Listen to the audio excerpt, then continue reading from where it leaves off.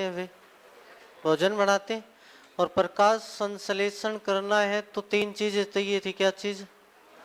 Second क्या चाहिए था? जल और लास्ट क्या चाहिए था वे? हीट चाहिए थी। तो CO2 कहाँ से मिली थी? वायु। खनिज और जल कहाँ मिले थे वे? मिट्टी से। और हीट कहाँ से मिली? सूर्य का अध्ययन क्या होता है वे? मिट्टी का अध्ययन क्या होता है? पेडोलॉजी। मिट्टी का अध्ययन क्या होता है? पेडोलॉजी। सूर्य का अध्ययन होता है हेलियोलॉजी। सूर्य का अध्ययन होता है क्या चीज? हेलियोलॉजी होता है। तो CO2 मिल गई थी वायुमंडल से, जल और खनिज मिला था मिट्टी से, और हीट मिली थी कहाँ से भाई? तो फिर पेड़ पौधों ने क्या बनाना शुरू कर दिया?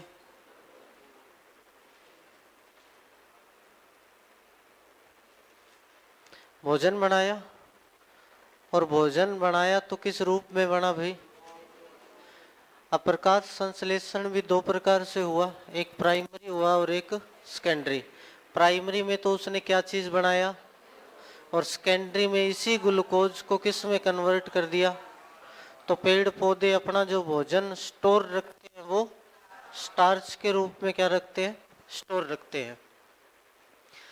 अब एक बात करी थी कि पेड़ पौधे क्या चीज निकालते हैं भाई? ऑक्सीजन को बाहर निकालते हैं। अब ऑक्सीजन बाहर निकलती है, वो कहाँ से निकलती है? तो पत्तियों से। और पत्तियों में भी क्या होते हैं? छिद्र। और इन छिद्र को क्या कहा जाता है भाई? रंध्र। यानी इन रंध्रों से पेड़ पौधे क्या चीज निकालते हैं? ऑक्सीजन को बाहर निकालते हैं। ऑक्सीजन बाहर निकलने की जो क्रिया है वो क्या कहलाती है अभी? वाष्पो उत्सर्जन। और वाष्पो उत्सर्जन की जो दर है वो किस मीटर से मेजर करते हैं? तो पोटोमीटर के द्वारा। किससे मेजर किया जाएगा अभी? पोटोमीटर। अब वाष्पो उत्सर्जन अगर ज्यादा हो जाता है तो फिर पत्तियां क्या हो जाती हैं? मुरझा जाती हैं। ये अपनों ने कल क्या करी थी भाई? बात करी। पेड़ पौधों ने अपना क्या किया अभी? भोजन बनाया, ग्लूकोज बनाया, और उसको किस में कन्वर्ट कर दिया? और फिर क्या लगे उस पे? फल लगे। क्या क्या लगे भाई? फल लगे। फलों का अध्ययन क्या होता है? अरे फलों का अध्ययन क्या होता है? पोमोलॉजी। क्या चीज होगा? पोमोलॉजी। अब अपने कहाँ पहुंचे थे भाई? परपोसी। अब परपोसी में भी फर्स्ट अपने जिसके बारे में पढ़ेंगे वो क्या चीज होती है? मर्तोप जीवी। ये जो मर्तोप जीवी है ये भोजन के लिए किस पर निर्भर रहेगा? तो नरजीवों पर। किस पे निर्भर रहता है भाई? नरजीवों पर। जैसे क्या चीज? कवक। और क्या चीज? दीमक है। कवक का जो उदाहरण है वो क्या चीज है? मशरूम। बाजार में मिलती है वो वाली क्या?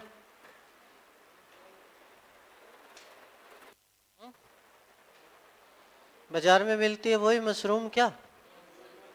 बारिश के अंदर जो छतरी नुमा चीज उगती है ना, वो वाली मशरूम। ठीक है। दीमक। उसके बाद जो आपको उदाहरण ही याद रखना है भाई, क्वेश्चन आएगा तो उदाहरण से ही आएगा कि कवक किस में आता है? तो फिर मर्तोप जीवी में। दीमक किस में आती है? तो मर्तोप जीवी के अंदर। ये चीज नहीं ये चीज याद रखनी है कि ये कवक और क्या चीज कहाँ पे आएगा। तो फिर ये उदाहरण याद रखने हैं। तो सेकंड क्या चीज आएगा भाई? परजीवी। और परजीवी जो होते हैं ना वो भोजन के लिए किस पर निर्भर रहते हैं भाई? सजीवों पर। जैसे क्या चीज? फर्स्ट उदाहरण याद रखोगे? विषाणु। सेकंड उदाहरण याद रखोगे? क्या चीज? जीवाणु। थर्ड उदाहरण याद रखोगे? जैसे जूं। फिर क्या याद रखोगे? मच्छर। और फिर क्या याद रखोगे? अमर बेल। ये उदाहरण अपने को क्या करने हैं? याद रखने कि अमरबेल किस में आता है तो परजीवी में, मच्छर किस में आता है तो परजीवी में, जूं किस में आती है तो जीवाणु, किस में आता है तो विषाणु, किस में आता है तो विषाणु भी भोजन के लिए सजीवों पर निर्भर है, जीवाणु भी। जूं सिर में पड़ती है, घेर मत लेना, खारिश बहुत ज्यादा होती है। फिर मच्छर भी अपने को ही काटता है, ठीक है। अब ये क्या चीज है कि विषाणु को इंग्लिश में क्या बोलते हैं भाई, क्या बोला जाता है, वायरस, क्या बोलते हैं। और वायरस से ही विषाणु का अध्ययन बना वायरोलॉजी। क्या चीज बना, वायरोलॉजी। कि विषाणु को क्या चीज बोला जाता है, वायरस। और वायरस से क्या वर्ड सामने आया, वायरोलॉजी। यानी विषाणु का जो अध्ययन है वो क्या कहलाता है, वायरोलॉजी। जीवाणु को इंग्लिश में क्या बोला, बैक्टीरिया। तो यहीं से इसका अध्ययन आया, बैक्टीरियोलॉजी। अब जो विषाणु है इसकी जो खोज है वो किसने करी है तो इवानोवस्की। किसने करी है भी, इवानोवस्की ने। और जीवाणु की जो खोज है वो किसने करी है तो ल्यूवेन हॉक ने करी है। इस ल्यूवेन हॉक ने एक चीज और बताई थी भी, क्या चीज है, आरबीसी के डब्ल्यूबीसी, आरबीसी के बारे में, ठीक है।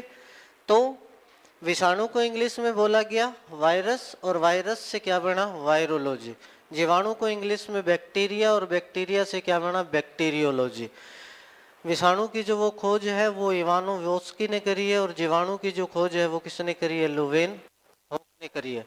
तो मर्तोपजीवी के जो उदाहरण है वो याद रखने, अभी क्या चीज है, कवक और दीमक है।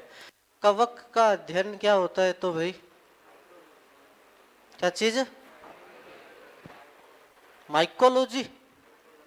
क्या चीज, कवक का अध्ययन क्या होता है, माइकोलॉजी। रेशम नाम सुना है क्या, क्या होता है। अपने बोलते हैं ना कि रेशम का अध्ययन क्या कहलाता है, सेरीकल्चर। क्या कहलाता है, सेरीकल्चर कहलाता है, ठीक है। तो माइकोलॉजी किसका अध्ययन है, कवक का। अगर आप अध्ययन करोगे तो उसको क्या बोला जाता है, माइकोलॉजी के नाम से जानते हैं। ऐसे ही परजीवी जो है वो भोजन के लिए सजीवों पर निर्भर रहेगा, और उदाहरण विषाणु, फिर जीवाणु, फिर जूं, फिर मच्छर, और फिर क्या चीज है, अमरबेल। जब आपका टेस्ट होगा ना तो आप पक्का ही याद रखना कि जो क्वेश्चन यहाँ से पूछे गए हैं ना वो आपके पेपर में जरूर मिलेंगे, ठीक है। और मैंने बोला है कि इन्हीं से ही प्रश्न आएगा कि ये उदाहरण किसके हैं, ठीक है। तो आपको वहां एक ही चीज टिक करनी पड़ेगी, क्या चीज, परजीवी। किसके अंदर आते हैं तो फिर पर पोषी के अंदर।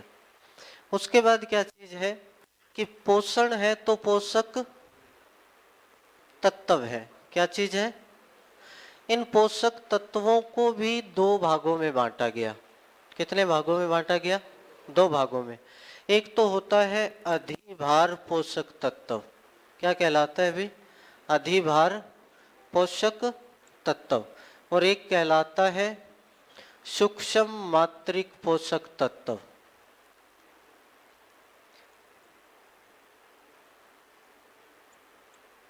ठीक है। अधिभार यानी ये चीज जो लिखी हुई है वो क्या है, अधि यानी अधिक, यानी इसकी जो मात्रा है वो शरीर को क्या चाहिए, अधिक चाहिए।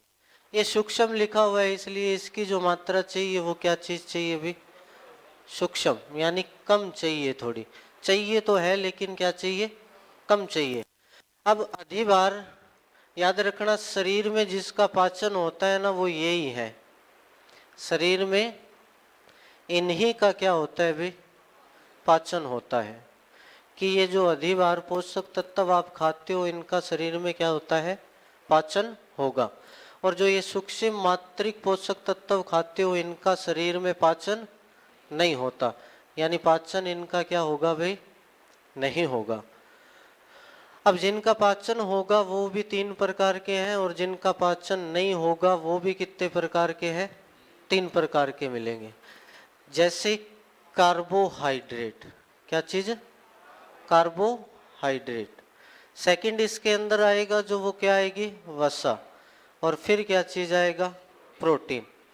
इन्हीं 3 चीजों का क्या होता है? शरीर के अंदर पाचन होगा। अब यहाँ क्या चीज आएगा? तो विटामिन, फिर क्या चीज आएगा? जल, और फिर क्या चीज आएगा? खनिज। इनका पाचन शरीर के अंदर नहीं होता, इन तीनों का पाचन शरीर के अंदर होता है। इन तीनों का पाचन इन तीनों के बिना नहीं होता। ठीक है, कि पाचन जिसका होगा वो क्या चीज है? कार्बोहाइड्रेट, प्रोटीन और वसा। जिसका पाचन नहीं होगा वो विटामिन, जल और क्या चीज है? खनिज। लेकिन अगर इन तीनों का पाचन करना है तो ये तीनों चीजें आपको खानी पड़ेंगी। अगर ये तीनों चीजें खाओगे तो इन तीनों चीजों का क्या हो जाएगा भाई? पाचन हो जाएगा। तो विटामिन है, पचता नहीं, पचाता है। विटामिन क्या काम करता है? पचता थोड़ी है। खाना ज़्यादा खाया तो नींबू वगैरह लेते हो तो वो क्या करता है? पचाने के काम आएगा। तो ये विटामिन पचाते हैं, पचते नहीं। जल भी क्या चीज़ है? पचेगा नहीं। ठीक है, ऐसे ही खनिज भी क्या होते हैं? भी पचते नहीं है। तो इन तीनों को अगर पचाना है तो ये तीनों चीज़ें आपको क्या करनी पड़ेंगी? खानी पड़ेंगी। आगे देखना भाई, सबसे पहले जो चीज़ पढ़नी है वो क्या पढ़ोगे आप? कार्बोहाइड्रेट।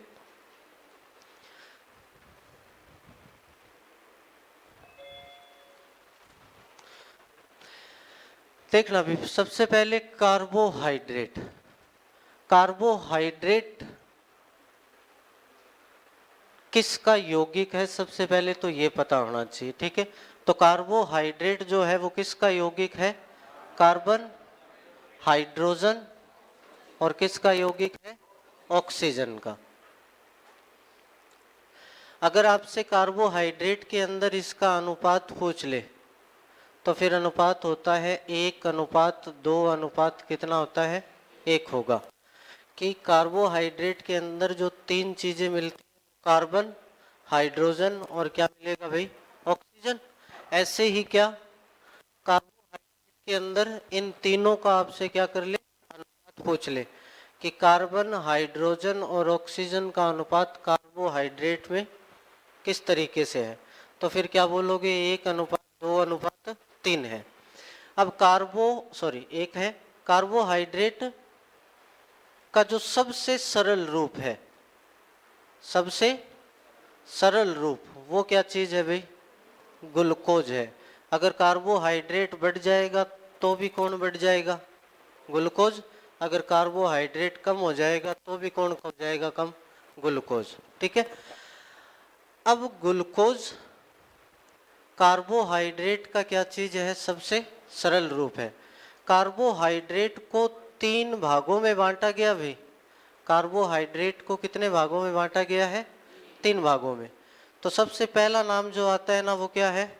मोनोसैकेराइड। क्या चीज होता है भाई? मोनो। जो इसका सेकंड भाग होता है वो क्या चीज होता है? डाइसैकेराइड। और इसके बाद में जो आता है वो क्या होता है? पॉलीसैकेराइड। ये जो भाग है वो किसके हैं भाई? कार्बोहाइड्रेट के। अब मोनोसैकेराइड की जो फॉर्म होती है वो C6H12 और O6 होती है। अगर आपसे मोनोसैकेराइड की फॉर्म पूछता है तो आप क्या बताओगे भाई? क्या चीज होती है? C6H12 और O6 होती है। अब ये 2 मोनोसैकेराइड अगर मिल जाए, कितने भी 2 मोनोसैकेराइड अगर मिल जाए तो फिर क्या बनेगा? डाइसैकेराइड। अगर बहुत सारे मोनोसैकेराइड मिल जाए तो फिर क्या बनता है भाई? पॉलीसैकेराइड। अगर आपसे मोनोसैकेराइड की फॉर्म पूछता है तो आप क्या बताओगे? C6H12 और O6। अब डाइसैकेराइड की पूछता है तो इसको डबल कर देना भाई। क्या चीज कर देना? डबल। और H2O गायब कर देना। सबसे पहले इसको डबल करो, याद करने का तरीका बता रहा हूं कि डबल करोगे तो C, इसको डबल करा तो H, इसको डबल करा तो O। अब मैं जो बोल रहा हूं वो करना है क्या कि H2O क्या कर देना है, गायब कर देना है कि H के कितने, ऑक्सीजन यानी कितना, एक।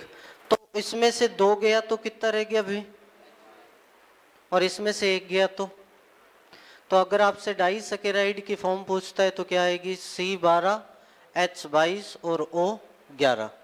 अब उसके बाद आपसे अगर पॉलीसैकेराइड की फॉर्म पूछता है तो सेम मोनोसैकेराइड यहाँ लिख दो कि C कितना लिखना है 6, H कितना लिखना है और O कितना लिखना है 6।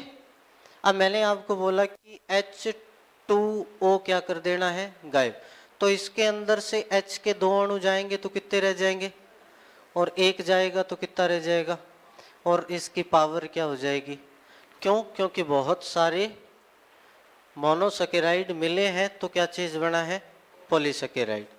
तो इसको याद रखने का सबसे आसान तरीका है कि अगर डाइसैकेराइड पूछता है तो मोनोसैकेराइड की फॉर्म आपको पता होनी चाहिए। अगर ये फॉर्म पता है तो इसको डबल करो और क्या चीज हटा दो भाई, H2। अगर आपसे पॉलीसैकेराइड की फॉर्म पूछता है तो क्या करोगे कि इसको क्या करना है, सेम टू सेम पॉलीसैकेराइड में लिखना है और क्या गायब कर देना है, H2O, और पावर क्या लगा देनी है भाई, N लगा देनी है। ठीक है, उसके बाद मोनोसैकेराइड के उदाहरण आते हैं भाई। क्वेश्चन जो पुटअप होगा वो यहीं से ही होगा। अगर कार्बोहाइड्रेट से अगर आपका प्रश्न आता है तो वो यहीं से ही आएगा कि इन सब के उदाहरण क्या क्या है। तो इसका जो पहला उदाहरण है वो क्या चीज है भाई, ग्लूकोज। इसका जो पहला उदाहरण होगा वो क्या चीज होगा, ग्लूकोज। इसका जो सेकंड उदाहरण होगा वो क्या चीज होगा, फ्रैक्टोज।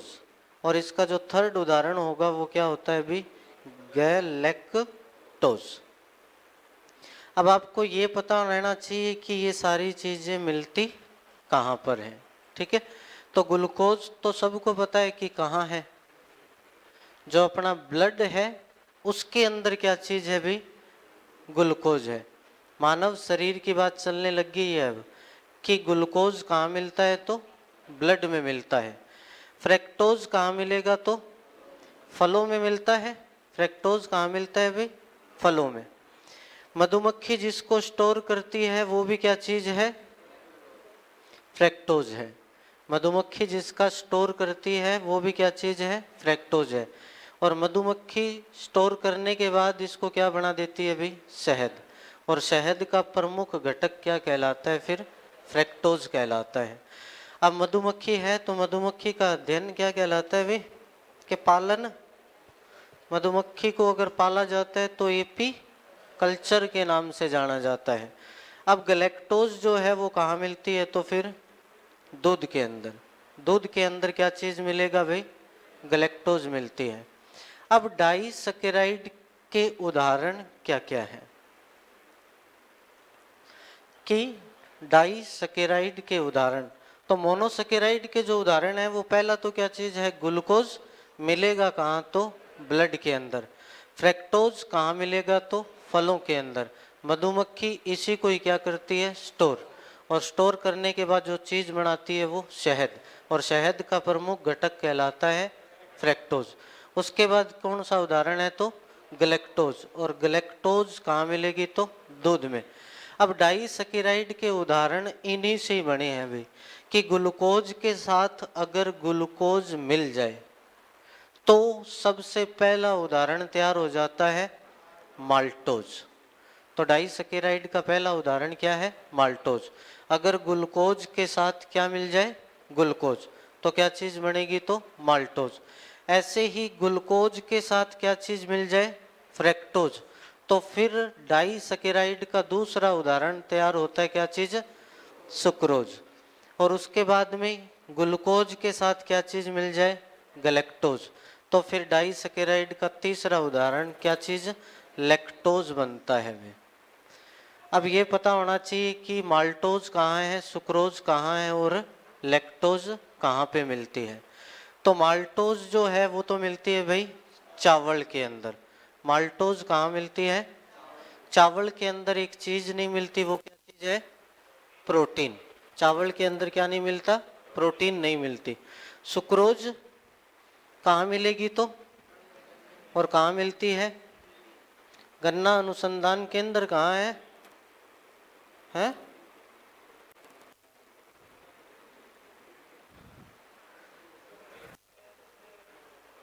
गंगानगर में गन्ना अनुसंधान केंद्र लखनऊ में है। कहाँ पे है भाई? लैक्टोज सबसे ज्यादा कहाँ मिलती है तो? माता के दूध के अंदर। लैक्टोज सबसे ज्यादा कहाँ मिलेगी तो? माता के दूध के अंदर। एक लैक्टोज होती है और एक लैक्टिक अम्ल होता है, ठीक है। एक तो लैक्टोज होगी और एक क्या चीज होगा? इस लैक्टोज को किस में बदलना? लैक्टिक में बदलना। कि लैक्टोज को किसके अंदर बदलना है? तो वो एक जीवाणु द्वारा पॉसिबल है, और वो कौन सा है? लैक्टोबैसिलस, ठीक है। कि लैक्टोज को किसके अंदर बदल देना? लैक्टिक अम्ल में बदल देना, वो एक जीवाणु द्वारा पॉसिबल है और उसका नाम है लैक्टोबैसिलस। अब लैक्टिक अम्ल में बदला और किस जीवाणु द्वारा बदला? तो लैक्टोबैसिलस के कारण। इस लैक्टोबैसिलस के कारण ये बदला। तो ये बात किसने बोली थी भाई? लुई पास्चर ने। तो इस बात को ध्यान रखना है। और माता के दूध के अंदर क्या है? ये सबसे ज्यादा है। उसके बाद क्या चीज है? पॉलीसेकेराइड। इसके भी तीन उदाहरण हैं। पहला कौन सा है तो? सेलुलोज। सेकंड क्या चीज है तो? स्टार्च। और थर्ड क्या चीज है तो? ग्लाइकोजन। क्या चीज है भाई? ग्लाइकोजन। अब सेल्यूलोज और स्टार्च कहाँ मिलती है तो? भी सेल्यूलोज पता होगा आपको कहाँ मिलती है, और स्टार्च में अभी बता के गया भी कहाँ है। भोजन बनाया ग्लूकोज और उसको कन्वर्ट किया किसके अंदर? स्टार्च के अंदर। पेड़ पौधे जो अपना भोजन स्टोर रखते हैं वो किसके अंदर? अंडे का जो आवरण है वो किसका बना होता है भाई? कैप्सूल का आवरण किसका बना होता है? कैप्सूल का भी आवरण किससे बनता है? ठीक है। कैप्सूल का जो आवरण, ये क्वेश्चन पूछा हुआ है अभी, कैप्सूल का आवरण किससे बनता है? तो किससे बनेगा? स्टार्च से बनता है। सेल्यूलोज पेड़ पौधों में कोशिका भित्ति सुनी है ना नाम, उसी के अंदर मिलते हैं ये सेल्यूलोज, ठीक है। कहाँ मिलेगा? कोशिका भित्ति के अंदर। सेल्यूलोज का पाचन मनुष्य नहीं कर सकता, पहले करता था।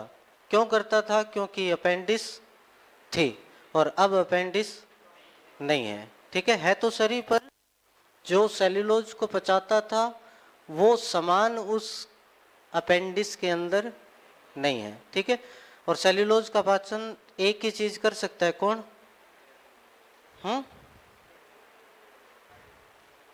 सेल्यूलोज को जो पचाने का काम है, ऐसी कौन सी चीज है जो सेल्यूलोज को पचा देती है?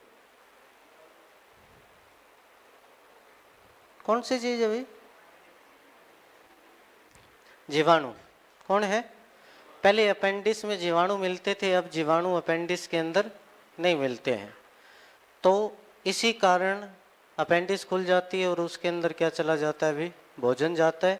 और अपेंडिस बंद होने के बाद वो भोजन जो है वो सड़ेगा। सड़ेगा तो फिर गैस बनेगी, और गैस बनेगी तो वो प्रेशर मारेगी। अब स्टार्च का पाचन मनुष्य कर सकता है? स्टार्च का पाचन मनुष्य कर सकता है। कौन करेगा तो? टाइलिन करेगी। जीभ के ऊपर एक एंजाइम, कौन सा? टाइलिन, जो किसका पाचन कर सकता है भाई? स्टार्च का। अब ये ग्लाइकोजन मैंने बताया था ना कि, क्या बताया था? पाचन तंत्र पढ़ाया तो कुछ बात बताई थी मैंने कि इस ग्लाइकोजन का पाचन कौन करता है। कार्बोहाइड्रेट का वहां पाचन कौन करता था?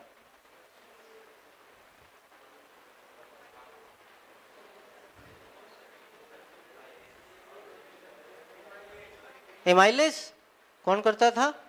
एमाइलेज। किसका पाचन बताया मैंने वहां पे? कार्बोहाइड्रेट का कौन सा प्रकार? पॉलीसेकेराइड। और पॉलीसेकेराइड का कौन सा उदाहरण? इसका पाचन करता है वो। समझ में आई बात? कि एमाइलेज जो है वो किसका पाचन करता था? कार्बोहाइड्रेट का।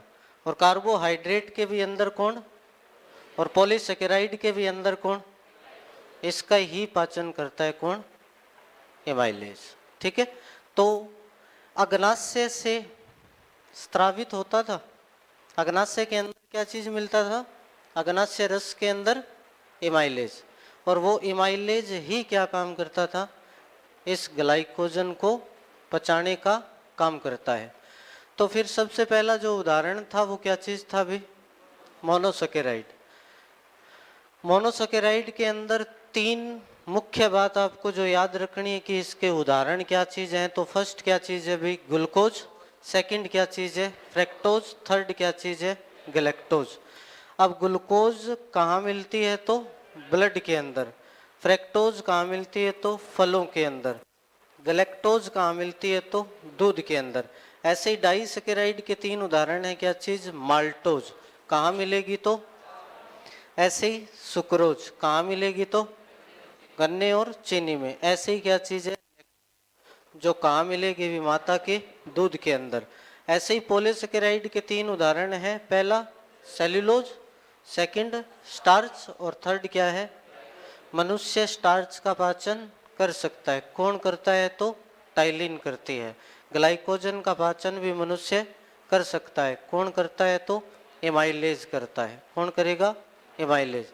तो कार्बोहाइड्रेट के कितने प्रकार हैं भाई? तीन। फर्स्ट कौन सा है? तो सेकंड कौन सा है? तो थर्ड कौन सा है? तो मोनोसेकेराइड के जो उदाहरण हैं वो कौन से हैं? ग्लूकोज, फ्रैक्टोज और गैलेक्टोज। ग्लूकोज कहाँ मिलेगी? तो ब्लड के अंदर। फ्रैक्टोज कहाँ मिलेगी? तो मधुमक्खी जिसको स्टोर करती है वो भी। और शहद का प्रमुख घटक भी कौन है? और गैलेक्टोज कहाँ मिलेगी? तो ऐसे ही डाइसेकेराइड का फर्स्ट उदाहरण क्या है? सेकंड क्या चीज है? और थर्ड क्या चीज है भी? अब माल्टोज कहाँ मिलती है? तो ऐसे ही सुक्रोज कहाँ मिलेगी? तो ऐसे ही लास्ट माल्टोज जो कहाँ मिलेगी अपने को? सॉरी, लैक्टोज कहाँ मिलेगी? तो माता के दूध के अंदर। और दूध की शुद्धता जिस मीटर से नापी जाती है वो मीटर कौन सा है भी? लैक्टोमीटर के द्वारा अपने दूध की शुद्धता को क्या कर सकते हैं? माप सकते हैं। उसके बाद क्या चीज है? पॉलीसेकेराइड। इसके जो उदाहरण है वो फर्स्ट सेल्यूलोज, सेकंड क्या चीज है? और थर्ड क्या चीज है? अब सेल्यूलोज का पाचन मनुष्य, स्टार्च का पाचन कौन करेगा? तो अंडे का आवरण काहे का होता है? कैप्सूल का आवरण काहे का होता है? ऐसे ही लास्ट क्या बच गया? ग्लाइकोजन का पाचन मनुष्य कौन करेगा? तो कहाँ से? अग्नाशय रस के अंदर एक एंजाइम है कौन सा? जो कार्बोहाइड्रेट के एक प्रकार पॉलीसेकेराइड और पॉलीसेकेराइड का एक उदाहरण कौन सा? ग्लाइकोजन। इसका क्या कर सकता है? वो पाचन करेगा। अब कार्बोहाइड्रेट शरीर के अंदर बढ़ जाए तो क्या होगा?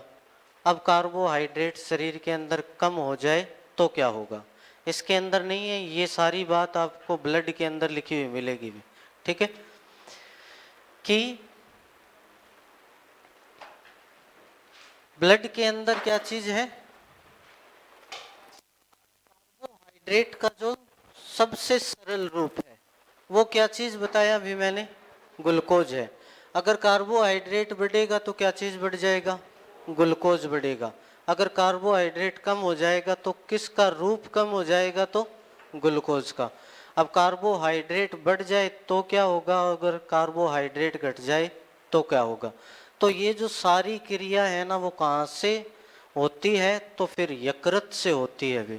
कहाँ से होती है? मैंने आप ब्लड के अंदर नहीं, विपाचन तंत्र के अंदर लिखा हुई मिलेगी सारी चीज आपको। कि एक होती है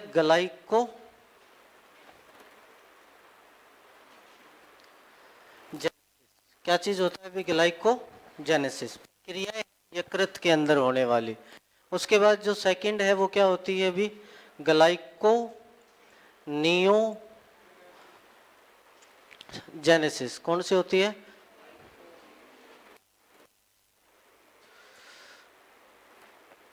जेनेसिस। उसके बाद जो होती है वो क्या होगी? Sorry, glycogenolysis. उसके बाद जो होती है वो ग्लूकोनियोजेनेसिस। ये तीन प्रकार की जो क्रियाएं हैं वो कहाँ संपन्न होती हैं? यकृत के अंदर। ठीक है। अब ग्लाइकोजेनेसिस क्या होता है, ग्लाइकोजिनोलाइसिस क्या होता है और ग्लूकोनियोजेनेसिस क्या होता है? यानी कार्बोहाइड्रेट अगर बढ़ जाए, क्या चीज? कार्बोहाइड्रेट अगर क्या हो जाए? बढ़ जाए, तो फिर किसकी मात्रा बढ़ जाएगी भाई? ग्लूकोज की। बढ़ा हुआ जो ग्लूकोज है वो काम खराब करेगा। ठीक है। तो जो अपनी अग्नाशय ग्रंथि है, क्या चीज है? जो अग्नाशय ग्रंथि है, यहाँ पे तीन चीजें होती हैं। आपने लैंगरहैंस द्वीप का नाम सुना है? ठीक है। उस लैंगरहैंस द्वीप की कोशिकाएं समूह पाए जाते हैं वहां पे, उनको कहा जाता है क्या चीज? लैंगरहैंस द्वीप। वहां से तीन कोशिकाएं निकलती हैं, एक तो अल्फा, एक और एक और सेल पाई जाती है, पीपी सेल के नाम से जानी जाती है। वो कौन सी सेल? पीपी सेल के नाम से जानी जाती है। ठीक है। आंत के अंदर भोजन का अवशोषण करती है ये। अब अल्फा, बीटा और क्या चीज? गामा। अल्फा से जो हार्मोन निकलता है वो कौन सा है? ग्लूकागोन। कौन सा निकलेगा? बीटा से जो निकलता है वो इंसुलिन हार्मोन। और जो इस गामा से निकलता है उसको बोला जाता है सोमैटोसेटिन। क्या बोलेंगे? सोमैटोसेटिन। तो यहां से जो निकलेगा वो कौन सा है? ग्लूकागोन। यहां से निकलेगा उसको क्या बोला जाता है? इंसुलिन। क्या बोलेंगे भाई? और यहां से जो निकलता है वो होता है सोमैटोसेटिन। क्या चीज होगा भाई? सोमैटोसेटिन। ये तीन हार्मोन्स निकलते हैं। ठीक है। इस सोमैटोसेटिन का काम कुछ नहीं है, ये अल्फा और बीटा से निकलने वाले हार्मोन्स को क्या करता है? कंट्रोल करने के काम आता है। ठीक है, कि कम ना हो जाए और ज़्यादा ना हो जाए। आपको पता है कि अगर ये जो है इंसुलिन अगर कम ज़्यादा हो गया ना तो फिर मधुमेह रोग हो जाता है। कौन सा रोग होता है? मधुमेह। और आने वाले टाइम के अंदर लगभग जो जनता होगी ना वो मधुमेह से क्या होगी? ग्रसित होगी। ठीक है। तो ग्लाइकोजेनेसिस क्या है कि अगर ग्लूकोज की मात्रा क्या हो जाए भाई? बढ़ जाए। अगर ग्लूकोज की मात्रा क्या हो जाए? बढ़ जाए, तो फिर यकृत कोशिकाएं इस इंसुलिन हार्मोन की मदद से, मैं क्या बोल रहा हूं कि अगर ग्लूकोज की मात्रा किसके अंदर? ब्लड में ही तो बढ़ेगी ना, कि ग्लूकोज की मात्रा अगर क्या हो जाए? बढ़ जाए, तो यकृत कोशिकाएं क्या काम करेंगी? इस इंसुलिन हार्मोन की सहायता से इस ग्लूकोज को कन्वर्ट कर देती हैं किसके अंदर? ग्लाइकोजन में। किस में कन्वर्ट कर देंगे भाई? ग्लाइकोजन में। ठीक है। ये जो प्रोसेस हुआ ना उस प्रोसेस का नाम है क्या चीज? ग्लाइकोजेनेसिस। कि क्या काम होगा कि ब्लड के अंदर किसकी मात्रा बढ़ जाए? अगर ग्लूकोज की, तो फिर इन यकृत कोशिकाएं जो हैं वो इंसुलिन हार्मोन की सहायता से इस बढ़े हुए ग्लूकोज को किस में कन्वर्ट कर देती है? ग्लाइकोजन में। और ये जो क्रिया है वो क्या कहलाती है? ग्लाइकोजेनेसिस कहलाती है। उसके बाद आता है ग्लाइकोजिनोलाइसिस। अगर ग्लूकोज क्या हो जाए भाई? कम हो जाए, तो यकृत कोशिकाएं फिर अपना काम शुरू करेंगी। यकृत कोशिकाएं इस ग्लूकागोन हार्मोन की सहायता से इस ग्लाइकोजन को वापिस किस में कन्वर्ट कर देगी? ग्लूकोज के अंदर। इसी कारण से व्रत रखना क्या चीज है, पॉसिबल है। ठीक है, कि पहला तो कई दिन खा लेंगा सारों की स्टोर, बिंग बाद में धीरे धीरे ग्लूकोज में आप भी बदल सी वो। ठीक है, तो क्या चीज है कि अगर ग्लूकोज की मात्रा क्या हो जाए, कम हो जाए शरीर के अंदर, तो क्या काम होगा कि यकृत कोशिकाएं जो है वो इस ग्लूकागोन हार्मोन की सहायता से इस ग्लाइकोजन को वापस किस में कन्वर्ट कर देगी, ग्लूकोज के अंदर। ये जो प्रोसेस कहलाता है ना, वो क्या कहलाता है भी, ग्लाइकोजेनोलाइसिस के नाम से जाना जाता है। अगर फिर भी ग्लूकोज क्या है, कम है, कि 15-20 दिन तक कंटिन्यू व्रत रखना है, तो फिर रखा जाएगा। क्यों रखा जाएगा, क्योंकि ये तीसरी चीज काम आएगी वहां पे। ठीक है, अगर ग्लूकोज आपके शरीर में बहुत कम हो रहा है ना, तो फिर आप क्या करोगी कि यकृत कोशिकाएं जो हैं वो वापिस अपना काम शुरू करेंगी। वसा का नाम सुना है आपने, उस वसा को भी किस में बदल देगी, ये ग्लूकोज के अंदर। अगर वसा ग्लूकोज के अंदर बदल जाएगी तो इंसान भी पतला होने लग जाएगा। भी होगा कि नहीं होगा? मोटा किसके कारण होता है, वसा के कारण। तभी तो जिम वाले बोलते हैं ना कि भोजन छोड़ दे, कि एक टाइम ही खाना खा, बाकी टाइम लिक्विड ले। ठीक है, क्यों? क्योंकि ये प्रोसेस करेगा भाई आपकी यकृत कोशिकाएं का जो तीसरा प्रोसेस है यकृत के अंदर, ग्लूकोनियोजेनेसिस।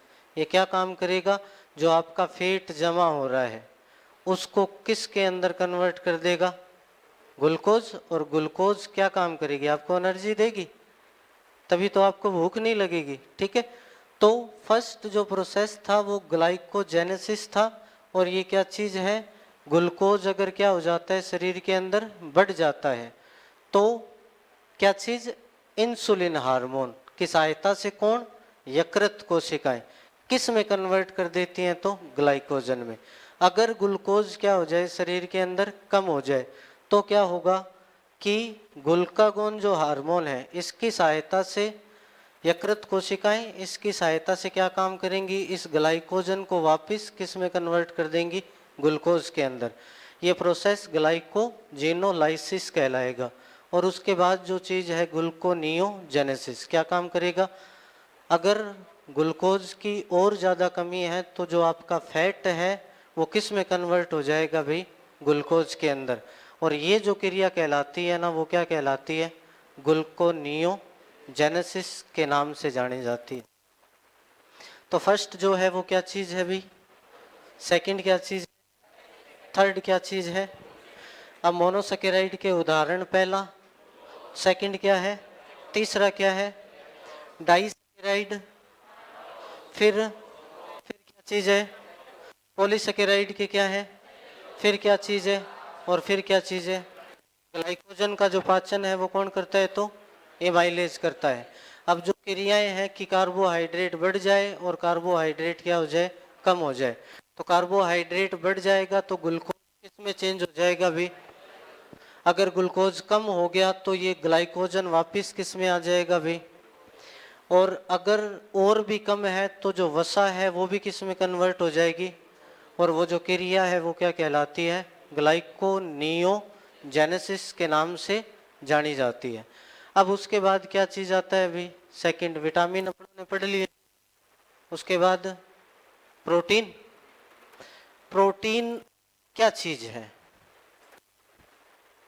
जो एंजाइम है ना अपने, वो किस चीज के बने होते हैं अभी, चावल के अंदर प्रोटीन। अपने शरीर के जो उत्तक है ना, वो भी किसके बने हुए हैं, प्रोटीन के। कुछ बातें याद रखना भी, जो उत्तक है वो किस चीज के बने हुए हैं, तो प्रोटीन के। जो एंजाइम है वो किस चीज के बनते हैं भाई, प्रोटीन के। चावल के अंदर प्रोटीन नहीं होती है। अब आपने अमीनो अम्ल का नाम सुना है, बहुत सारे अगर अमीनो अम्ल मिल जाएं तो फिर पेप्टोन बनते हैं। क्या चीज बनते हैं, पेप्टोन। अगर बहुत सारे पेप्टोन मिल जाए तो फिर पेप्टाइड बनते हैं। और जब बहुत सारे पेप्टाइड मिलते हैं ना, तब जाके मिलता है क्या, प्रोटीन का एक अणु बनता है। ठीक है, तो प्रोटीन के अंदर जो याद रखने वाली बातें हैं ना, तो वो यही है कि उत्तक किसका बना है, एंजाइम किससे बनता है। चावल में प्रोटीन नहीं होती। लगभग 50 से ज़्यादा जब अमीनो एसिड टूटते हैं तब जाके सिर्फ कितना प्रोटीन बनता है, एक बनता है। ठीक है। अब प्रोटीन की जो मात्रा सबसे ज़्यादा होती है वो सोयाबीन के अंदर होती है। प्रोटीन की मात्रा सबसे ज़्यादा कितनी किस में होगी? अगर परसेंटेज पूछा जा चुका है कि 42% प्रोटीन की जो मात्रा है वो किसके अंदर होती है? सोयाबीन के अंदर। सबसे ज़्यादा जो प्रोटीन है वो किस में होगी? तो सोयाबीन में। और एक बार क्वेश्चन आया जिसमें सोयाबीन आंसर नहीं था भाई, ऑप्शन में नहीं था, तो आंसर में कहां से होगा? सोयाबीन के बाद जिसका नंबर आता है वो था, फिर लिखा हुआ है क्या इसमें? बस यही मिलेगा आपको। ठीक है। प्रोटीन यानी सोयाबीन के बाद सबसे ज्यादा जिसमें मिलती है ना वो दालों में मिलती है। कहाँ मिलेगी? ये क्रम लिख रखा है मैंने, दालों के बाद किसमें मिलेगी? तो किसमें? अंडे के बाद, मछली के बाद, क्या? अरे क्या हो गया? अरे मन देनी तो कि नहीं है, काट देना मैं, मछली कर लेना यार। ठीक है।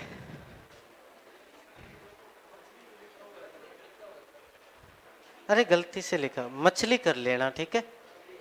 मछली के बाद जिसमें मिलता है तो फिर किसमें? चिकन, मटन, दूध। तो सबसे ज्यादा दो बातें याद रखनी है आपको, प्रोटीन। ठीक है। सबसे ज्यादा कहाँ है? तो सोयाबीन में। सोयाबीन के बाद जिसका नंबर आता है ना वो आप कभी मत भूलना भाई, कौन है? दालों के अंदर क्या चीज मिलता है? प्रोटीन मिलता है। ठीक है।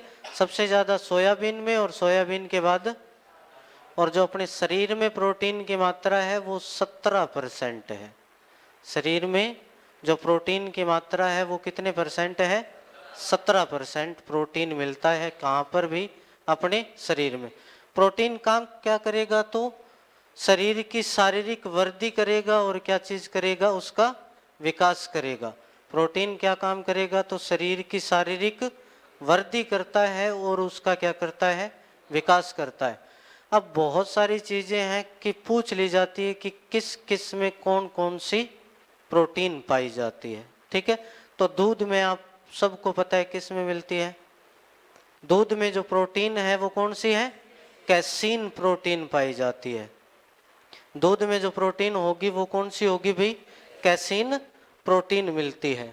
उसके बाद में क्या चीज कि जो मांसपेशियां हैं, क्या चीज है? मांसपेशियां। इसके अंदर एक्टिन और मायोसिन प्रोटीन मिलती है। कौन सी प्रोटीन मिलेगी? तो एक्टिन और मायोसिन। एक्टिन और मायोसिन। मांसपेशियों का अध्ययन भी इस मायोसिन से बना। मायोलॉजी। क्या चीज बना? मायोलॉजी। मांसपेशियों का जो अध्ययन होता है वो क्या चीज होता है? मायोलॉजी होता है। दूध के अंदर जो मिलती है प्रोटीन वो कौन सी है? कैसीन। दूध का जो सफेद रंग है वो भी किसके कारण होता है? कैसीन के कारण होता है। दूध का जो पीला रंग है वो किस कारण होता है? अब आपने सुना होगा बाल, नाखून, खुर, पंजे, सींग, इन सब में जो प्रोटीन मिलती है वो कौन सी मिलती है? कैरोटीन। और कौन सी कैरोटीन? अल्फा कैरोटीन मिलती है। कौन सी कैरोटीन मिलेगी? अल्फा कैरोटीन प्रोटीन किसके अंदर मिलती है? तो बाल, सींग, खुर, पंख, इन सब के अंदर जो प्रोटीन मिलती है वो अल्फा। एक बीटा कैरोटीन और होती है। ठीक है। मकड़ी का जाला देखा है क्या? उस मकड़ी का जो जाला बनता है ना वो बीटा कैरोटीन से बनता है। मकड़ी का जो जाला बनेगा वो किससे बनता है? बीटा कैरोटीन से। अब हड्डियों में जो प्रोटीन मिलती है वो ओसीन प्रोटीन है। हड्डियों में जो प्रोटीन मिलेगी वो कौन सी है? Ossein protein. अब हड्डियों का जो अध्ययन होता है वो क्या कहलाता है भी? ऑस्टियोलॉजी। हड्डियां भी दो प्रकार की होती हैं, एक तो अस्थियां होती हैं और एक उपास्थियां होती हैं।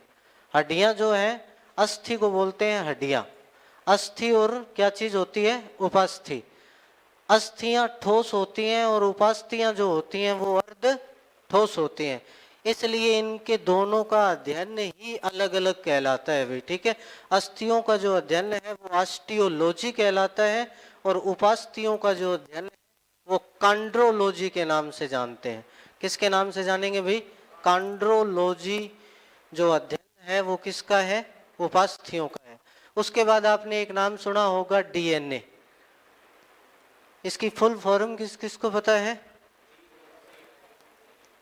डिऑक्सी राइबोज है क्या?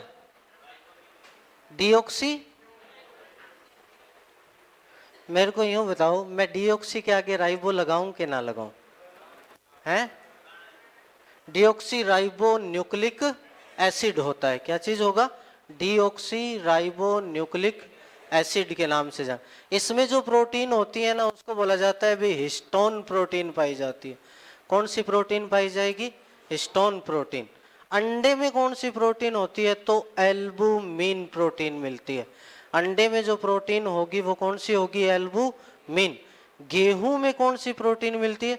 ये जो मैंने नाम लिख रखे हैं ना, ये सब पर्सन आए हुए हैं भाई, A to Z, कहीं ना कहीं हर चीज ये पूछी हुई है। गेहूं के अंदर जो प्रोटीन होगी वो कौन सी होगी? ग्लूटीन। कौन सी होती है? चुकंदर में कौन सी मिलती है? बिटेलिन। कौन सी मिलेगी? और क्या रह गया भाई? दांत के अंदर है। दाल में कौन सी होती है? तो प्रोमिन्स। कौन सी प्रोटीन होगी? प्रोमिन्स प्रोटीन होती है। किसके अंदर? दालों के अंदर। ठीक है, तो ये प्रोटीन था जो आपको, प्रोटीन की जो सबसे खास बात है ना, तो वो ये दो नाम आप कभी मत भूलना बे, कि उत्तकों का जो निर्माण होता है वो प्रोटीन से होता है और एंजाइम बनते हैं प्रोटीन से। चावल में प्रोटीन नहीं होती। उसके बाद प्रोटीन की खोज किसने करी है रे? जे ब्रेजिलियस। किसने करी है? जे ब्रेजिलियस ने किसकी खोज करी है? तो प्रोटीन की खोज करी है। ठीक है, ये कुछ सिस्टम है जो आपको क्या करने हैं अभी। वसा के बारे में आप क्या याद रखोगे भाई? वसा मानव शरीर में कहाँ स्टोर होती है? आप इस बात को कंठस्थ याद रखोगे। कहाँ होगी? लीवर में कि व्हाट्सएप पे स्टोर हो जाएगी क्या? है व्हाट्सएप में तो पता नहीं क्या क्या स्टोर होता रहता है। कल परसों पता नहीं क्या क्या आया हुआ था व्हाट्सएप पे। कुछ नहीं आया, बोल रहा था तेरी गलियों में रखेंगे ना कदम। मैं ठीक है, ना रखी तो क्या चीज है? ये चीजें हैं जो आपको, वसा जो स्टोर होती है ना, ये क्वेश्चन पूछा जा चुका है कि मानव शरीर के अंदर वसा कहाँ स्टोर होती है। ठीक है, तो वसीय उत्तक के अंदर, किसके अंदर? वसीय उत्तक के अंदर वसा क्या होती है? स्टोर रखी जाती है। कहाँ स्टोर रखोगे भाई? वसीय उत्तकों के अंदर वसा क्या हो जाती है? स्टोर हो जाती है। अब टॉपिक कौन कौन से करा दिए मैंने तुमको? अभी बताते हैं क्या चीज कराया। पाचन तंत्र और हृदय। नहीं भाई, पुराने बच्चे मत बोलना। पाचन तंत्र करा दिया ना, फिर क्या करा दिया? फिर क्या करा दिया? पोषण। ठीक है, और विटामिन, कार्बोहाइड्रेट, प्रोटीन, ये सब। ठीक है, अब जो टॉपिक स्टार्ट होगा ना वो अपने क्या करेंगे भाई? कंकाल तंत्र को पढ़ेंगे। किस तंत्र को पढ़ा जाएगा भाई? 206 हड्डियां। कितनी हड्डियां हैं मनुष्य में? 206। और इसको याद करने में सिर्फ अपने 25 से 30 मिनट लगे। और ये 206 हड्डियां ऑटोमेटिक क्या हो जाएंगी, याद हो जाएंगी। अगर 2 बार आपने मेरे पीछे पीछे बोल दिया ना तो फिर तुम 206 हड्डियां गिना भी दोगे और सबको दिखा भी दोगे कि यहाँ यहाँ है। ठीक है, हड्डियां, क्योंकि हड्डियों से क्या पूछा जाता है, सिर्फ हड्डी कि फीमर कहाँ है, टीबिया कहाँ है।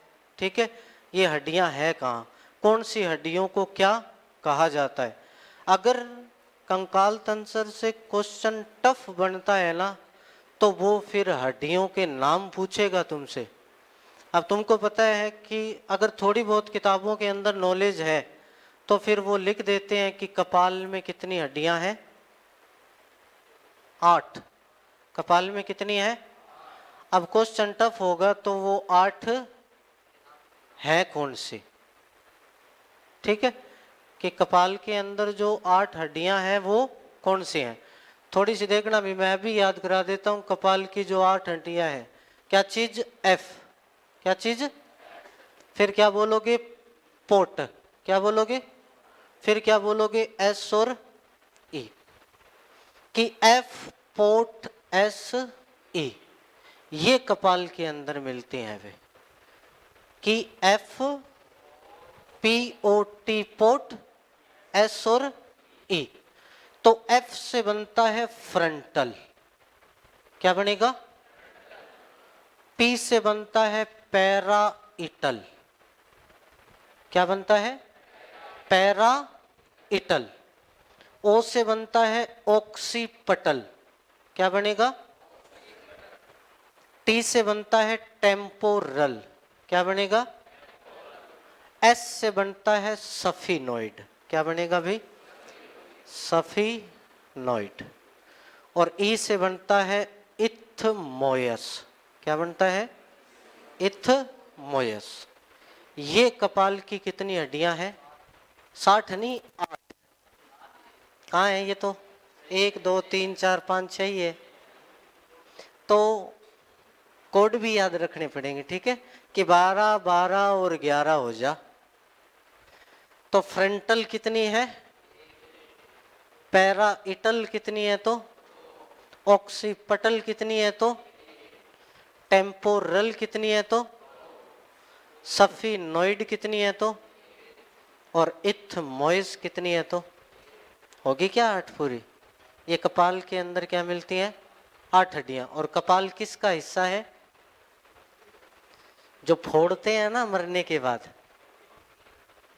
खोपड़ी को थोड़ी फोड़ते हैं, मरने के बाद वो डंडा सा मार के उस द्रव को जो बाहर निकाला जाता है वो यहीं से ही निकलता है भाई, कपाल के अंदर से। ठीक है, कि कपाल खोपड़ी का एक हिस्सा है। तो बोलते जाना भी, एफ से क्या होता है, तो फ्रंटल, क्या बोलोगे, पी से, मैं लिख देता हूं एक बार, पैराइटल, क्या चीज, इसको क्या बोलोगे, तो फ्रंटल। इसको क्या बोलोगे, तो ऑक्सीपटल, क्या बोलोगे, इसको क्या बोलोगे, तो टेम्पोरल, क्या बोलोगे। तो एफ से बन जाता है, पी से बनता है, ओ से बनता है, टी से बनता है, अरे टेम्पोरल, उंगली वहां गई तो क्या है, पर टी से बनता तो यही है। उंगली का भरोसा मत करना, उंगली कहीं भी जा सकती है, पर जो नाम ले वो बताना है। मैं बोल रहा हूँ टी से, तुम बोल रहे हो सफिनाइट, उंगली वहां गई है, नाम तो नीचे लिखा हुआ है। तो एफ क्या होता है भाई, फ्रंटल। पी क्या होता है, ओ क्या होता है, टी क्या होता है, एस क्या होता है, और ई क्या होता है। ये कितनी हड्डियां हैं और किसके अंदर है। ऐसे ही चेहरे में मिलती हैं कितनी, 14। कितनी मिलती है, मुस्कुराने के काम कितनी आती है रे, हैं। हाँ, जो स्माइल आ रही है ना, ये हड्डियां ही हैं और कुछ नहीं है। ठीक है, 12 हड्डियां जो हैं वो क्या करती हैं अभी, आपको मुस्कुराने में मदद करती है। क्या चीज है, 12 हड्डियां। तो 8 ये याद होगी, 14 वे हो जाएंगी, कान की भी याद हो जाएंगी, एक हाइट भाग में है, 60 इधर वाले भी पैर में के, 30 इधर है, 30 इधर है, 30 इधर है, 30 इधर है, होगी कि 30 और 30, 30 और 30 कितनी होगी? और ये कितनी थी? खोपड़ी में, चलो पूरी बातें बता देता हूँ, खोपड़ी में होती हैं 29 हड्डियां। खोपड़ी में कितनी होती हैं? 29, ठीक है। पैरों में कितनी होती है? तो 60, 30 इधर वाले में, 30 ही इधर है, तो 30 और 30 60 होगी। 60 पैरों में और 60 ही कहाँ है? हाथों के अंदर, तो 120 और 29 वो होगी।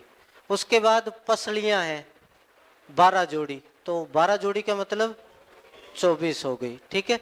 फिर कशेरुक दंड है, रीढ़ की हड्डी, और रीढ़ की हड्डी कितनी होती है भाई? एक ही थोड़ी होती है, उसके अंदर घणों ही समान हुए, ठीक है। तो ये क्वेश्चन कुछ अजीबोगरीब तरीके से है। आपको पता है ना कि वयस्कों में हड्डियां कम है और बच्चों में हड्डियां ज्यादा है, तो हड्डियां डिफ्यूज हो जाती हैं। हड्डियां क्या चीज हो जाती हैं? डिफ्यूज, ठीक है।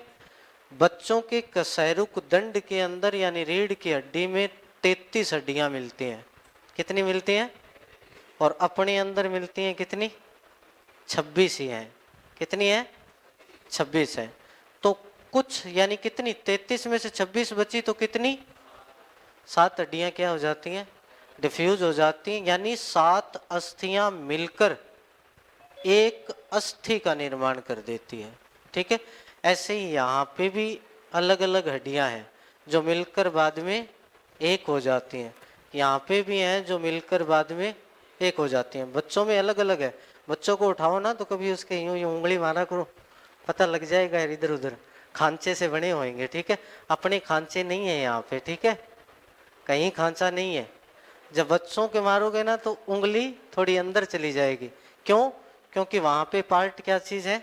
अभी अलग अलग है वो, ठीक है। जैसे जैसे बच्चा ग्रोथ करेगा तो फिर यहाँ पे एक कप नुमा संरचना बन जाएगी, जो हड्डियां हैं वो जुड़ जाएंगी, ठीक है। कप नुमा संरचना है जिसके अंदर ये फंसा हुआ है, तभी ये ऐसे ऐसे होता है, ठीक है। ऊपर कप है और नीचे हड्डी है, उसके अंदर ये फंसी हुई है, ठीक है, तभी ये ऐसे ऐसे हो रहा है, ठीक है। नहीं तो ये ऐसे ऐसे जो होता है वो किसकी वजह से होता है भाई? संधियां हैं, क्या चीज है यहाँ पे? जॉइंट है बहुत जगह, गर्दन में भी जॉइंट है, तभी तो यहाँ यहाँ यहाँ यहाँ, ठीक है। क्यों भी हो जाती है ना, बातें भी हो जाती हैं, क्योंकि मुंह एक ऐसी चीज है जो बिना बोले सब कुछ बयां कर सकता है, ठीक है। इया कर दियो तो समझ जाए भैया, हाँ ठीक है, इया कर दे तो समझ जाए, हाँ ठीक है। भी इशारों इशारों में बातें कैसे होती है? ऐसी तो होती है, हाँ ठीक है, होगी बात, बात खत्म है। तो यहाँ पे ये जॉइंट है जो ऐसे ऐसे करवाता है आपसे, ठीक है, वरना नहीं होती। चलो कल पढ़ते हैं अपने इसको पूरा।